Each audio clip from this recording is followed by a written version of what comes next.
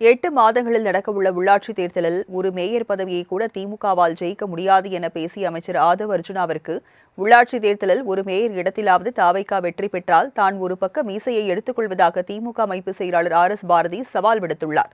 இருவரின் கருத்து மோதல்களை தற்போது பார்க்கலாம். திரு உதயநிதி அவர்களே, உங்க நெத்தி முன்னாடி சேலஞ்ச் பண்றேன். இன்னும் 8 மாசத்துல உள்ளாட்சி தேர்தல் நடக்க போகுது. 8 மாசத்துல 8 மாசம் நடக்க போகுது. தைரியம் இருந்தா, தில் இருந்தா, 75 வருஷம் திமுகவா இருந்தா, பெரிய ஆழமா இருந்தா 25 மேயர்ல ஒரே ஒரு மேயரை ஜெயிச்சிருங்க. ஒரு மேயர், ஒரே ஒரு மேயர். இதே சென்னையில டெபாசிட் வாங்குறீங்களா இல்லையான்னு பாருங்க. எங்களுடைய தேர்தல் வேலையை நேற்றே ஆரம்பிச்சிட்டோம். தளபதிக்கோ அல்லது உதயநிதிக்கோ சவால் விடுற யோகிதை இந்த ஆதவ அர்ஜுனாக்கு கொஞ்சம் கூட கிடையாது.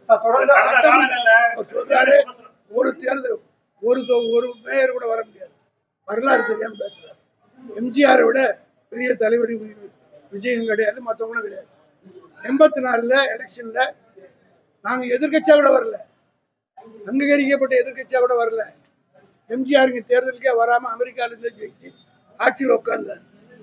நான் கேட்கிறேன், 6 மாசத்துல எலெக்ஷன் போய் ஜனவரியில் வை, ஒரு மேயராவது நீங்க வந்தீங்கன்னா நான் ஒரு பக்கத்து சேர்த்துக்கிறேன்.